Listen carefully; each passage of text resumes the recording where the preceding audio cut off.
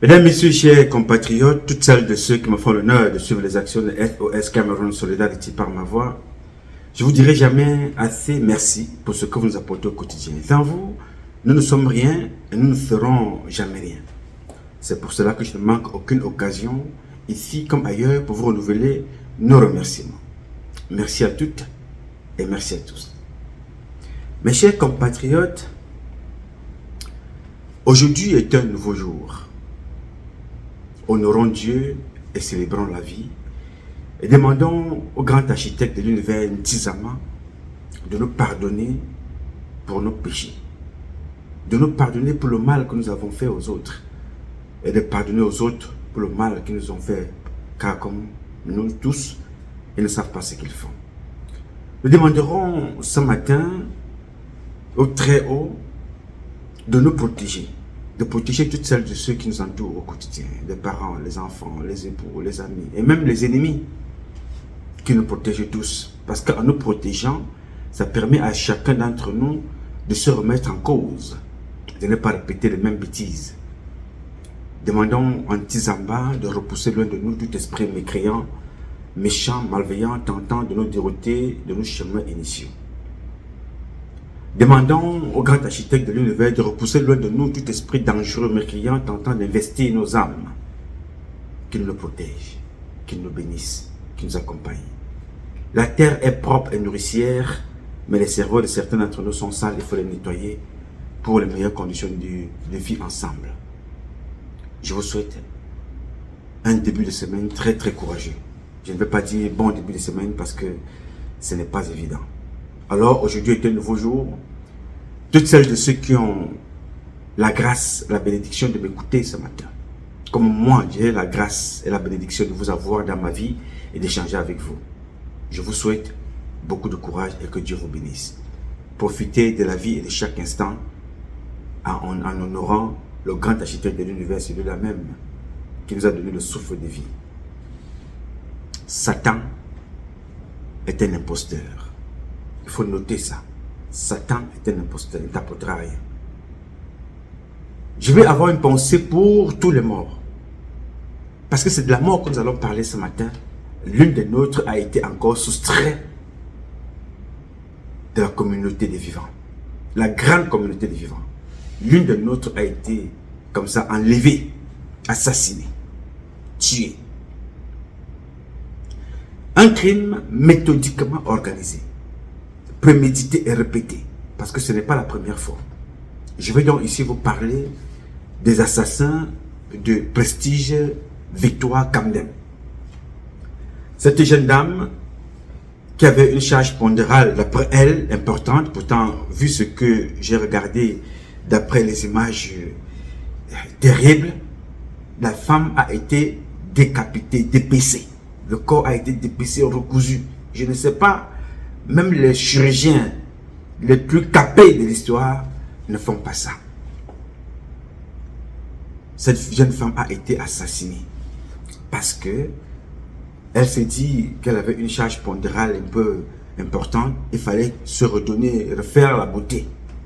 Elle est tombée entre les mains d'un assassin qui a décidé de la dépecer, de la déchiqueter. Elle a perdu la vie. Je vais partager avec vous le commentaire de cette télévision de la place qui a voulu bien partager cette triste nouvelle avec nous. Écoutez et regardez. Le saviez-vous, pour se faire belle à tout prix peut tuer. C'est le cas de Prestige Victoire Kamdem. Tenant absolument à extraire les masses de graisse de son ventre, la victime s'est livrée en cobaye à un faux chirurgien plastique qui a charcuté le corps de la patiente. C'est ainsi qu'elle a rendu l'âme à la suite de toutes ces manipulations. On voit tout cela dans ce reportage de Mama Soufone, Robert Kenyé et Vivien Tonfak.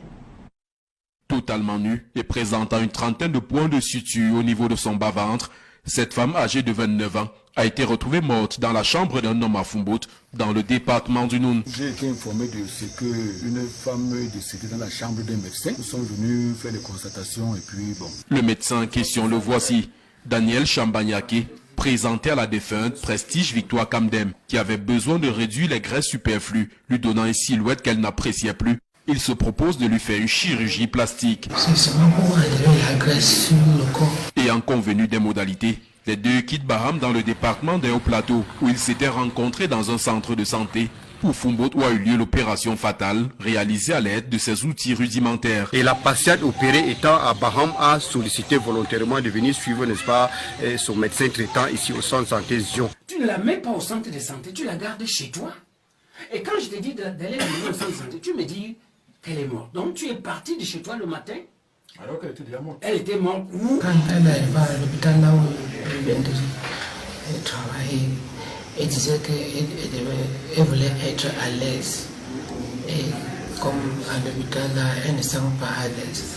Elle doit être là où elle peut être à l'aise. Malheureusement, je suis en train de constater, après les premières enquêtes, ce soi-disant médecin n'a aucun diplôme professionnel de médecin, même pas une simple carte de professionnel. La défunte avait caché son projet de chirurgie plastique à ses parents. Ma fille avait les boutons, elle avait les boutons sur le visage. Et elle m'a dit qu'elle a vu une de ses camarades qui jadis avait les boutons et que maintenant sa face est lisse. Quand elle lui a demandé, elle a dit qu'il y a un docteur à l'hôpital de Sceaux.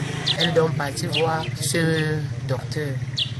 Il a commencé son traitement. J'ai vu les blessures sur ses mains. Il dit que mais d'où sont les blessures sur toi? Elle me dit qu'elle a fait l'accident à Tchang. Plus qu'avant ça, elle a passé une nuit dehors en me disant qu'elle est partie à Tchang pour chercher sa licence. Bon. Que c'est arrivé à Tchang que la moto l'a bousculé comme ça. Le chirurgien dont les qualités sont remises en cause a été mis aux arrêts, ainsi que 2 infirmières, et l'enquête ouverte par le poste de gendarmerie de la rive gauche du Noun suit son cours. La dépouille de Victoire Prestige, quant à elle, est gardée à la morgue du centre hospitalier régional de Bafoussam. Trouver la mort en voulant soigner son apparence, une tragédie que la famille de Victoire Prestige n'oubliera de sitôt. Bien triste. Bien. Mes chers compatriotes, à mon nom personnel, au nom de toutes celles de ceux qui constituent notre mouvement, au nom de toutes celles de ceux qui se reconnaissent dans le combat que nous menons au quotidien, je veux ici présenter nos condoléances à la famille de Prestige et Victoire Kamdem, à ses parents, à ses frères et sœurs, à ses amis, à ses camarades de classe. Parce que c'était une fille qui a pris le temps d'aller à l'école. Elle avait 29 ans. Elle avait une licence d'après les dernières nouvelles.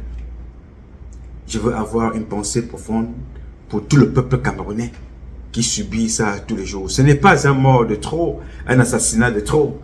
Non, c'est un assassinat de plus. Et la liste est loin d'être de s'arrêter. Si nous ne faisons rien, ça va continuer. N'attendez rien des autres. Ne dites pas, je vais écrire à Paul Biya. Je vais écrire au ministre de la Justice. Parce que, si vous regardez très bien, ces gens-là ont tué et sacrifié leurs propres enfants. Alors, s'ils ont tué leurs propres enfants, qu'attendez-vous qu'ils fassent de vos enfants? C'est la question que je vous pose tous les jours. Parce que le monsieur qui a tué cet enfant, que vous avez écouté là, ce n'est pas son premier crime. Non, ce n'est pas son premier crime. Il a déjà tué plusieurs. Et il n'est pas seul. C'est un système. Manaouda, aujourd'hui, est en tête de ce système en tant que ministre de la Santé. Avant lui, c'était Mamafouda. Donc, c'était un système bien huilé. Souvenez-vous tout récemment encore à Douala, que le même Manaouda Malachi est venu confirmer un enlèvement ou assassinat d'un enfant à Douala, devant tout le monde. Souvenez-vous de Monique Koumaté. Ce n'était pas Prestige Victoire Kamdem. À l'époque, Prestige Victoire Kamdem, je pense qu'elle avait entre 24 et 25 ans. Elle ne savait pas que c'était son tour se préparer. Exactement, oui. Elle ne savait pas. Pourquoi? Parce que dans un pays comme le Cameroun, il n'y a qu'une seule chose qui met tout le monde d'accord, la justice. Mais aussi longtemps que ceux qui sont appelés à réguler la justice, ce sont ces personnes-là qui sont les auteurs de ces crimes. N'attendez rien de la justice. N'attendez absolument rien. Je vous ai parlé de Monique Koumaté. Souvenez-vous du plus jeune, tout récemment à Yaoundé. Il aime Joe.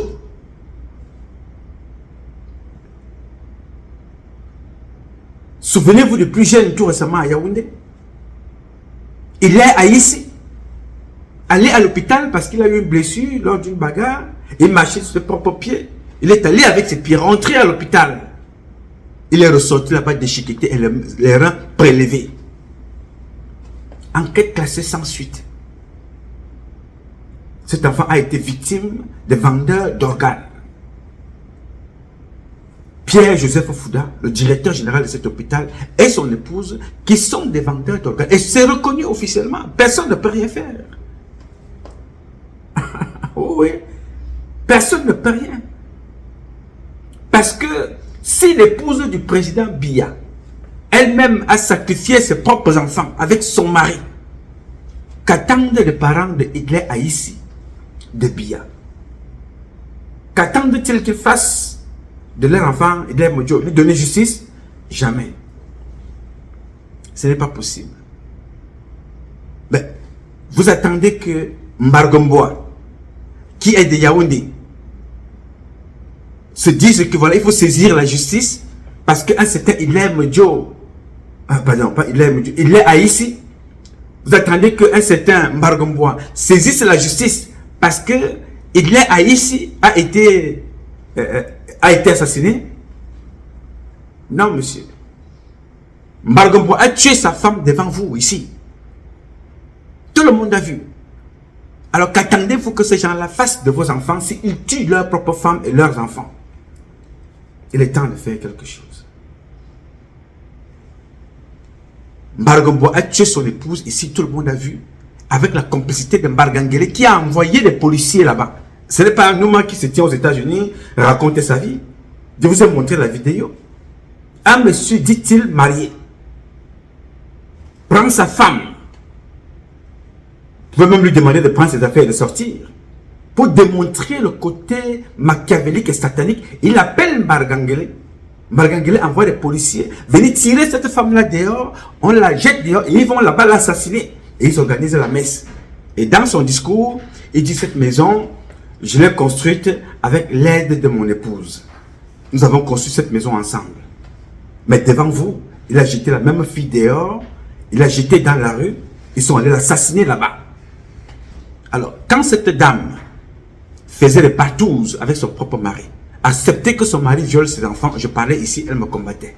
Mais quand c'est revenu à son tour, que le mari, Mbargomboa, veut violer les bébés, elle se rend compte que non, ses petits-enfants sont en danger. Elle a voulu s'interposer, ils l'ont assassiné. Enquête classée sans suite. Vous croyez que c'est l'enquête de prestige Victoire Kamdem qui verra le jour? Non, monsieur. Ce monsieur sera jeté en prison. Juste pour la forme. À un certain moment, vous allez apprendre que dans le système judiciaire camerounais, il était là-bas pendant 6 mois. On l'a plutôt envoyé dans une autre prison, quelque part dans le Cameroun. Arrivé là-bas, il a fait des arrangements, il est sorti, il travaille, il rentre le soir, whatever. Et il a même fui, il est allé faire ses crimes ailleurs. C'est le Cameroun.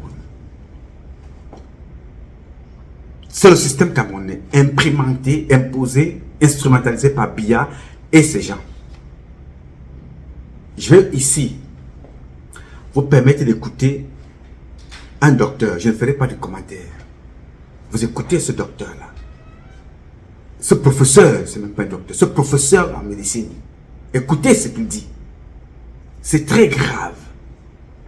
Très grave ce que dit ce monsieur. Écoutez et regardez. Il refuse de le faire depuis. Résultat des courses, quand vous êtes membre d'un jury de thèse, vous voyez un étudiant vous présenter son travail. Vous demandez s'il a eu un encadreur.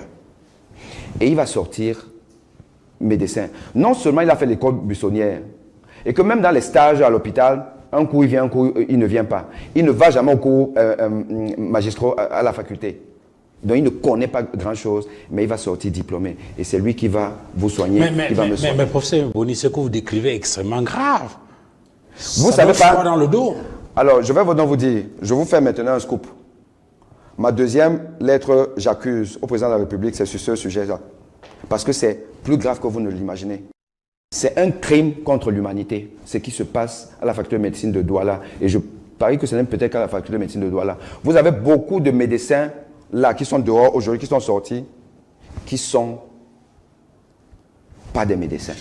Soit quand même son diplôme. Vous vous demandez comment est-ce qu'il a fait. Oui, mais c'est vous qui les évaluez, professeur. Alors, c'est nous qui les évaluons, mais le problème c'est que ce n'est pas forcément l'enseignant qui décide. Et vous connaissez que moi, je n'ai pas ma langue dans la poche. Et dans le forum des enseignants, je le répète tout le temps. Déjà, les enseignants sont silencieux. Ils sont silencieux parce qu'ils ont peur. Ils ont peur de leur carrière. Ils ont peur de dire que oui, monsieur le doyen, ça, ce n'est pas normal. Mais peur de quoi? Vous avez des étudiants qui ne viennent pas à l'école, qui ne prennent pas des cours. Je vous montre une image que j'ai envoyée dans le forum des enseignants. Le forum des enseignants. Ça, là, c'est un cours de cardiologie délivré par un professeur que je suis. 5e année. Ils sont une centaine d'étudiants. Regardez vous-même, comptez le nombre d'étudiants que vous voyez. Et ça, c'est régulier. Vous voyez, étudiants. À qui on va confier des vies demain et qui n'ont pas le niveau, et vous dites que les enseignants ont peur de le dénoncer? Alors, je vous dis, je répète encore, les enseignants ont peur de dénoncer. Ils ont peur de dénoncer. Pas plus tard que hier, j'ai encore relancé ce débat dans le forum. Il n'y a qu'une seule personne qui a réagi. Tous les autres, c'est silence radieux. On est dans un pays qui va très mal. Hein? Vous ne savez pas jusqu'à quel point on va très mal. Quand l'élite se planque, vous pouvez comprendre que le peuple est abandonné. Bien, vous écoutez ce que dit le professeur. C'est nous qui les évaluons. Mais ce n'est pas nous qui décidons. C'est-à-dire le professeur qui suit l'étudiant toute l'année connaît que cet étudiant fait l'école buissonnière, n'est pas en classe, ne suit pas les cours. Mais ce n'est pas cet étudiant-là, ce n'est pas ce professeur-là qui décide de l'avancée. La décision est politique. Le fils de Ngano Djumesi, la fille de Ngano Djumesi, la fille de Oswald Baboke, le fils de tel. Non, on décide que, c'est-à-dire la décision n'est plus scientifique. La décision n'est plus la décision d'un enseignant. La décision est la position politique du père. Vous comprenez donc pourquoi je vous fais comprendre ici que les meilleurs jours restent à venir. Et vous comprenez, vous avez vu comment le diable, elles en ont tous trompé. Voilà des gens qui sont au pouvoir parce qu'ils ne méritent pas les postes qu'ils occupent. Voilà des gens qui sont au pouvoir parce qu'ils ont plongé dans le satanisme. Voilà des gens qui sont au pouvoir parce qu'ils sont là pour le biais du favoritisme, le tribalisme, le népotisme, la corruption. Ils occupent les postes avec tous les moyens, sauf l'expertise. Voilà des gens qui sont au pouvoir, ils y sont, ils profitent, ils volent l'argent de l'État, l'argent des Camerounaises et des Camerounais. Voilà des gens qui sont au pouvoir, prennent cet argent-là, mettent leurs enfants dans des grandes écoles en Europe, là-bas les enfants échouent. Les ramènent au Cameroun. Au Cameroun, ils échouent. Mais les prennent quand même, font d'eux des ingénieurs sans background, sans expertise, des médecins sans expertise. Pourquoi tout ça? Parce qu'ils ont échoué à la base. Ils ont choisi de défier Dieu par l'imposture, le mensonge, la manipulation, le vol. Ils ont épousé les convictions de Satan. Voilà les conséquences. Comment un être humain peut-il échouer? Tu as le pouvoir, tu as l'argent, tu as des enfants, tu prends tout, tu leur donnes, mais ils échouent et tu les récupères là-bas dans leur échec. Tu viens demander qu'ils gèrent les institutions de l'État, les hôpitaux, les entreprises. On les retrouve partout dans les forces armées, sans diplôme, sans expertise, avec la complicité des militaires, avec la complicité de certains officiers qui sont en poste, y compris des ministres.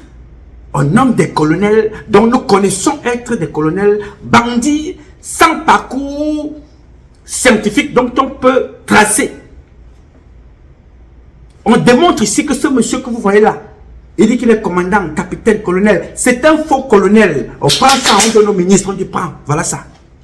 Mais le monsieur est nommé colonel. Il suit son parcours avec des faux diplômes. Et ces gens-là disent qu'ils sont des ministres, ils sont des présidents. Ils veulent remplacer Biya demain. Et que Biya dise qu'il faut s'éterniser là-bas en tant que président. Non, monsieur. Il va falloir se battre pour le match du Cameroun comme le font les autres. Et soyez-en sûrs, ça arrivera. Notez ce que je vous dis. Le Cameroun que vous voyez là sera la capitale du paradis. Vous écoutez l'intervention d'un professeur. Vous écoutez ce qu'il dit. Vous écoutez son explication. On prend des criminels, on en fait des médecins. Dans une classe de cardiologie, il n'y a personne dans la salle. Au moins 5 têtes, comme vous avez suivi là. Dans la salle. Mais quand ils sortent, ils ont des blouses. Ils sont des médecins. C'est eux qu'on envoie dans les hôpitaux, aller voler les bébés, aller dépecer les corps. Ils sont des chirurgiens. Vous comprenez pourquoi ces gens-là ne se soignent pas eux-mêmes au Cameroun. Dès qu'ils ont la toux, la fièvre, le palu, le rhume, ils prennent l'avion.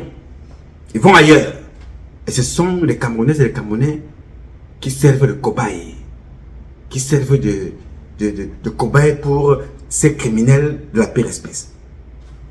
Je voudrais,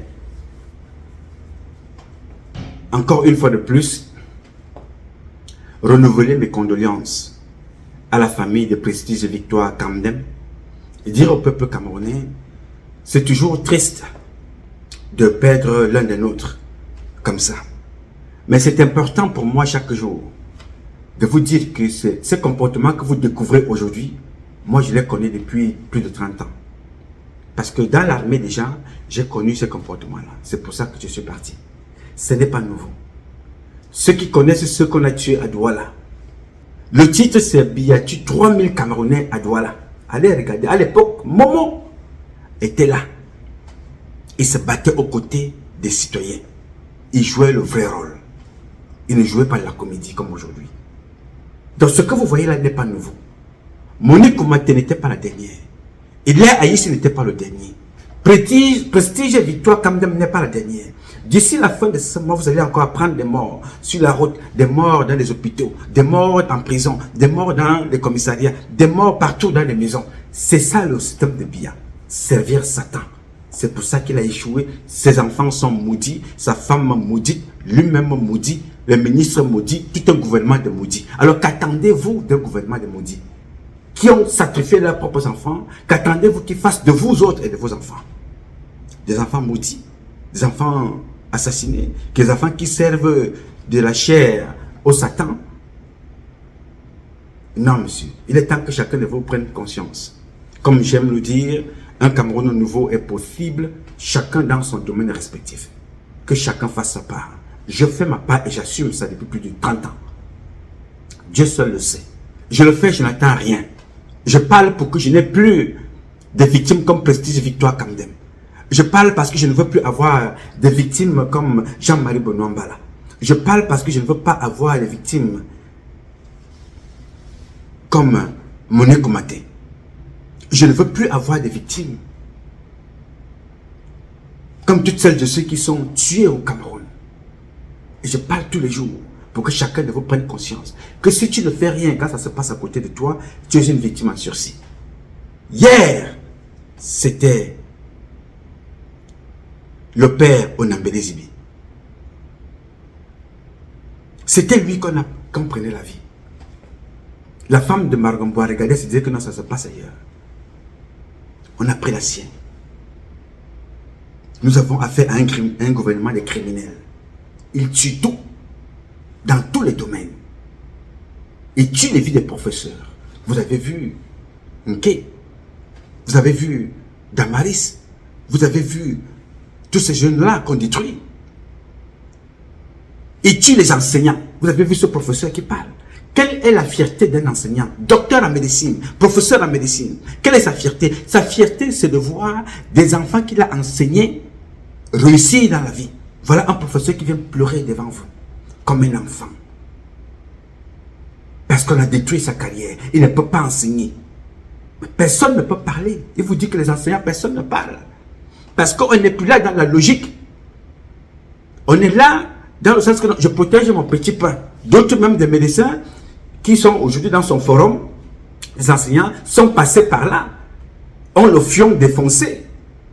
Ils ne peuvent pas parler parce que ce n'est pas les Camerounais qui les intéressent, mais ce qui les intéresse, c'est le fion. Et c'est ce qu'ils gagnent. Ce n'est pas ce qu'ils ont, malheureusement, n'ont pas retenu à l'école. Des imposteurs. Et il vous le dit très bien. Quand les élites ont échoué, c'est le peuple perdu. C'est ce que vous voyez là. On tue à tout bout de champ. On tue les enfants, on tue les femmes, on tue les parents. On déterre même ceux qui sont morts pour aller vendre les corps. Et nous attendons que ça change par magie. Non, ça changera parce que nous avons décidé de changer, de mener à bien une révolution populaire. Et ça changera. Et moi, je compte sur vous. Et je compte d'abord sur moi-même. Et je sais que Dieu m'a toujours accompagné et m'accompagnera. Mesdames, Messieurs, chers compatriotes, une pensée renouvelée pour la famille de Prestige et Victoire Kamdem. Une pensée pour toutes les autres victimes que je ne peux pas ici toutes citer. Et je vous invite à beaucoup de prudence. D'ici demain, nous aurons encore d'autres morts. D'ici la fin de la semaine, nous aurons encore d'autres morts. D'ici la fin de l'année, nous aurons encore d'autres morts. Ce ne sont pas là les morts de trop, mais ce seront des morts de plus. Pour que ce ne soit plus des morts de trop, il est donc question que tu fasses ce que tu as fait. Pose-moi les bonnes questions. Je te donnerai des réponses. Que faut-il faire, Patrice? Comment faut-il le faire? Avec qui faut-il le faire? Comment puis-je contribuer pour que ce combat mène à son terme? C'est les questions que tu dois te composer. C'est des questions que tu dois te poser. Ne me pose pas la question de savoir, Patrice, c'est très long, c'est jusqu'à quand? Non, moi je ne me suis pas posé cette question, je n'ai pas vu le temps passer. J'ai pris de l'âge devant vous. D'autres m'ont connu, je n'avais pas la barbe, la barbe poivre-sel. Et je parlais. D'autres disaient que non, Patrice Nouma va mourir demain. Vous avez écouté ce qu'il a dit là? Il va mourir demain matin. On va le tuer. D'autres même dit que non, il parle comme ça, peut-être il est en complicité avec les autres. Aujourd'hui, le temps passant, vous avez compris que ce n'est qu'une question de courage et de conviction. Je n'attends rien de personne. Ici, sur cette terre, mon seul maître, c'est Dieu tout seul. God, only God, God himself. Dieu tout seul, personne d'autre. Donc, si tu veux laisser un avenir prospère à tes enfants, il est question que tu t'engages. Je vais vous inviter à rejoindre une nouvelle de nos pages que vous avez sur ma page Facebook. Libre. Cette page-là s'appelle Libre. Allez vous abonner sur cette page-là. Parce que ça nous permet d'avoir une page alternative. Au cas où nous sommes bloqués sur YouTube de l'autre côté, vous pouvez quand même avoir les publications de l'autre côté de Libre. Allez vous abonner sur cette page-là. Toutes celles de ceux qui me suivent, allez vous abonner sur cette page-là.